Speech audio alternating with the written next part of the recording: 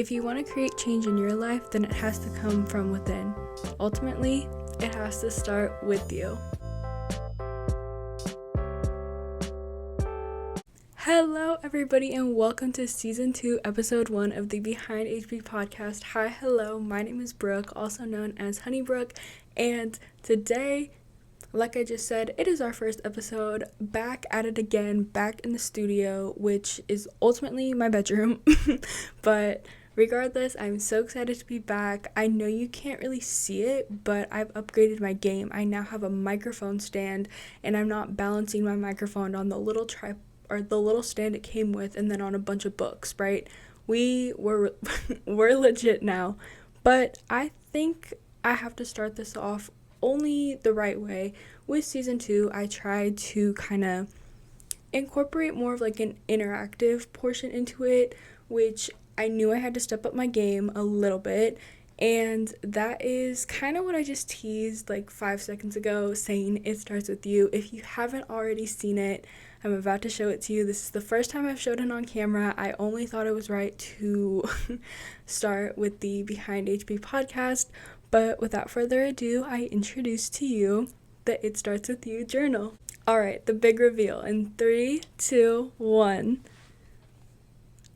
She's so pretty. So if you are just hit the microphone. If you are listening on audio only, hi, hello. Before I talk about this, I just want to disclaim that right now you are probably currently listening on SoundCloud, the OG. I'm still trying to get on Spotify. That is a whole work in progress. I think I figured it out though, but no promises. So wherever you're listening, wherever you're watching, thank you for being here. So, the It Starts With You journal, basically I created this inspired by my first season of the Behind HP podcast because I felt like I learned so much about myself doing Season 1 in a sense, and my whole goal for Season 1 was to take things that helped me grow as a person and share them on the internet, because I feel like I'm infamous for romanticizing my life and trying to make my life perfect on the internet, and you're not really seeing much of me and more of like a laid back portion. So I felt like the Behind HB podcast really helped me in a sense and kind of broke down that fourth wall, if I'm using that term correctly. But I wanted to take everything and more, like build off of what I did in Season 1 and turn it into writing and more of like, okay, you can listen, but you can you can listen, but you can't really retain anything without actually putting that knowledge to work, if that makes any sense. And also, naturally, I'm a writer. I'm not a public speaker. I mean, the whole goal of Season 1 was to better my public speaking, which I feel like it worked, and I tried to record this episode like previously, and it just wasn't working out as well as I thought. I think I lost my touch, so by the end of Season 2, I think I'm gonna have it back down with my public speaking and monitoring like my stuttering. If you are interested in checking out this book, which I'm not going to go into too much detail with this because I did a whole like 20-minute long video explaining all the chapters in here and kind of just showing it off on my main channel. So I will link that down below, because I'm 90% sure the journal, episode 1 of the podcast, and that video were all coming out on the same day. So happy launch day, guys. But yes, so like I said, I am naturally a writer. I'm not a public speaker. So a lot of things that I say in this season are also in this book, but I try not to take from it and copy it too much, because I'm like, what is the point of doing both? I mean, yes, people are visual learners. Some people are like auditorial learners.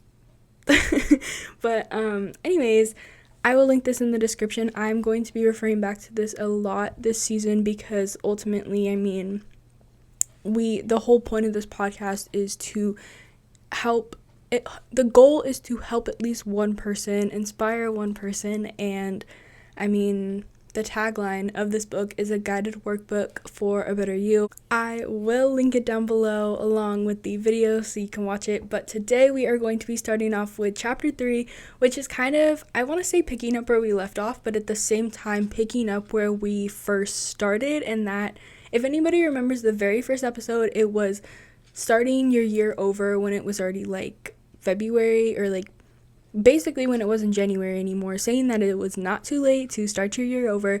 Now I feel like it's past summer. Yes, it's still August, but I feel like once the 4th of July passes, once July fully ends, it is no longer summer anymore. Even though it is still hot outside, we've all transitioned into fall. And I feel like after summer, everybody kind of gets back on track, whether you like work full time and you took time off, or you're going to school and your break is now over. So I feel like after summer is the perfect time to push the reset button, and I feel like that is what we're going to try and hit in this episode today. So just a little glimpse inside. I talk about in this chapter the millionaire's mindset, which I talked about in more detail in the very first episode. I think that is just a brilliant idea, but I am going to talk about creating a new vision board. I mean, you guys know how I roll here: 5 easy steps, or 5 easy things to remember. Ultimately, I mean, somebody can talk at you for like 40 minutes about just nonsense, but it's like you won't be able to remember any of it. I feel like 5 easy things to remember, 5 takeaways, is just very beneficial. So the first one, I swear by this, but creating a new vision board. And I don't mean like creating like a poster board. I mean, you can if you want to, but I'm just talking about something simple, like taking a bunch of pictures, whether making it like a fall or like a Christmas aesthetic, if that's what you're going for, or even just like a new aesthetic, like, okay, summer is over, like time to work on myself again, going into the last half of the year. What do I want to like achieve in a sense, and just making a vision board and putting it as your home screen. I mean, just as an example, I'm going to put mine right here. Basically, just kind of recreating what I put on my first vision board, but I've tweaked it, obviously, and things that I want to stick to, things I want to remember, quotes, affirmations, all that good stuff. I mean, every time I start like a new era, air quotes around era, if that's what you want to call it, I always create a vision board of like the vibe of the book or the vibe of my like latest project, in hopes of like, I don't know, things I might want to achieve, or just things to remind me of like, yeah, this is like, sorry, got sidetracked by my cat, but basically I don't really remember what I was talking about. But vision boards, basically putting your same goals, but still reminding yourself, like, did I achieve these goals already? Are they things I want to maintain, or things I want to gain? So just a simple one. And I mean, make it as your lock screen, your home screen. Like, I mean, you're gonna see it constantly, so I feel like there's no better way to see a vision board. So number 2, I guess some people could argue that this should theoretically be number 1, but this is like self-evaluating, or what I like to call cutting your losses.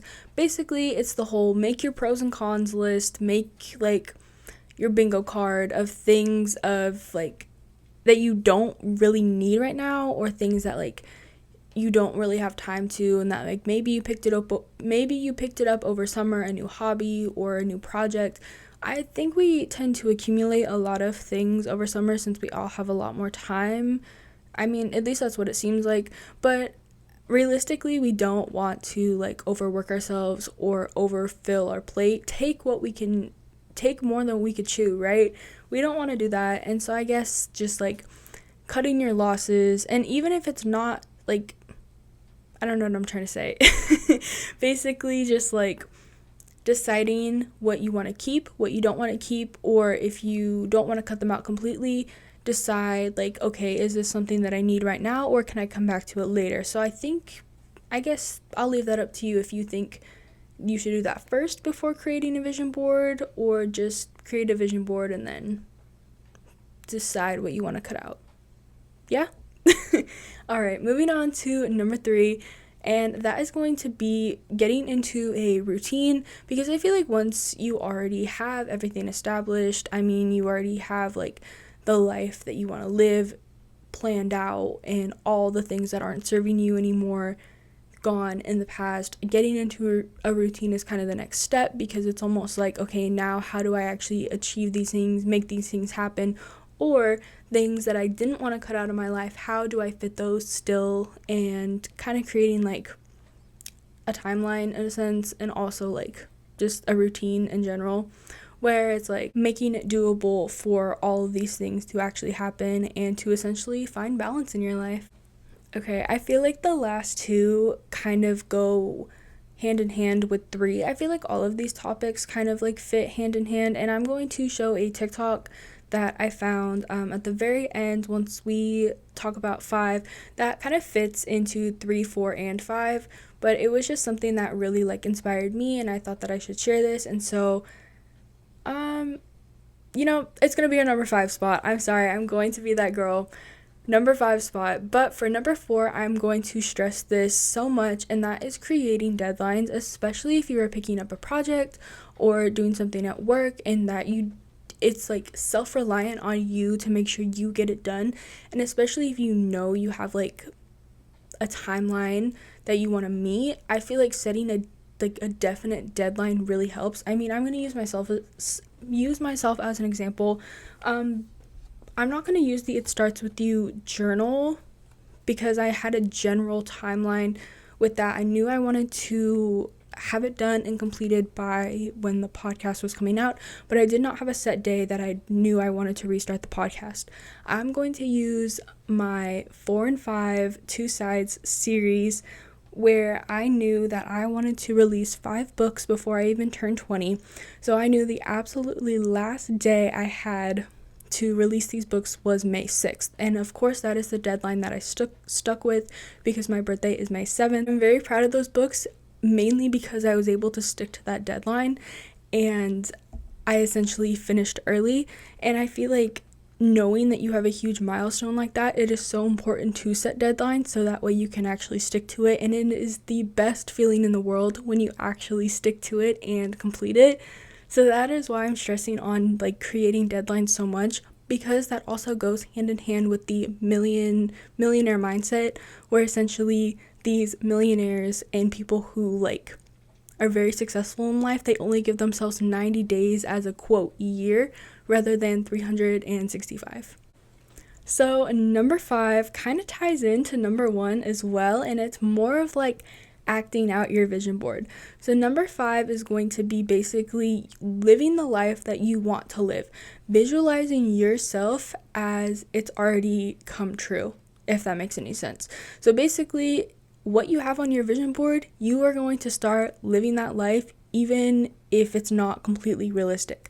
Live it to the best of your ability, because essentially once you start acting on those actions, they start coming true. Even if it's a slow burn, it's still progress. And I guess that's another one too, is keeping track of your progress, because we forget so many things. And I feel like I know I'm like this, where it's not till the very end where I actually see results, or I didn't see results in time and the results had already passed, and I'm looking back and I'm like, you know what, I actually did meet those results. I actually did do this, but I didn't keep track of my progress because I'm, for some reason, progress and result blind. I don't know if anybody else is like that too, but if you can keep track of your progress, keep track of it, because I mean, that's also like helps you meet your deadlines, I think, as well, because like you're like, okay, like I've done this many things and my deadline is this, how much like am I able to meet this, how much more do I have to do? But with this TikTok I'm about to show, I feel like this lady explains it so well, so I'm just going to put it in and then we'll chat later. If you want to change your life, then you have to change your identity. Think of it this way: your current identity and the way you are now has got you to where you currently are. But if you want to experience something new, then that version of you is going to have to change. And if you want to change your identity, then the first thing that needs to change is your mindset. So imagine a version of you that already has what you want, the version of you that's already reached your goal. And then imagine, what would they be doing? What would they not be doing? What beliefs would they have about themselves? And you're going to use that as the blueprint for what beliefs you need to adopt and what actions you're going to take. Once you take on the mindset of the person you want to become, things are going to start changing. Because remember, if you want to change, then you must first believe before you can become. If you want more information on how you can change your beliefs, let me know and I can make a video. So I'm going to end it with this. The way you see yourself, the mindset you have about yourself completely changes everything you attract into your life. I mean, if you believe that you're a good person, then 9 times out of 10, you're going to act on those behaviors. But if you think that you're a bad person, I mean, obviously you're going to be like, oh, well, I can't do anything right. And you're going to have like a fixed mindset, which sneak peek, that is next week's episode, growth versus fixed mindset, because that is oh so important. But yeah, I'm very excited for that one. So basically, I mean, like she said, if you want to attract something new, you have to see yourself in a new way. You have to see yourself in a sense where it's like, I don't know how I'm going to achieve that, but I believe I can, and I know I can. It's knowing that you can do something, not maybe one day I'll achieve that. No, it's already yours. So with that being said, I think I'm going to wrap it up here. Thank you guys so much for watching. If you're not familiar with the schedule for the Behind HB podcast, I usually try and post on Fridays at 12, and I'm going to stick to that. I think last season I stuck to that pretty well, so I'm going to stick to that again for this season. I lied. Friday at 1. So every Friday at 1 for the next 7 weeks, there will be a brand new episode of the Behind HB podcast over here on my behind the scenes channel on YouTube and also on SoundCloud. Hopefully, fingers crossed, hopefully on Spotify, but if not, it'll just be where it was originally. And please, it would mean the world to me to check out the It Starts With You journal. And again, full details on this will be on my main YouTube channel, going through all of the pages. It is like, I'm so proud of this book. Genuinely, this might be my favorite book that I have written in a sense, and that's, I think, saying a lot. But yes, thank you guys so much for watching again. Make sure you like, subscribe, comment, and I will see you guys in the next episode. Bye, y'all.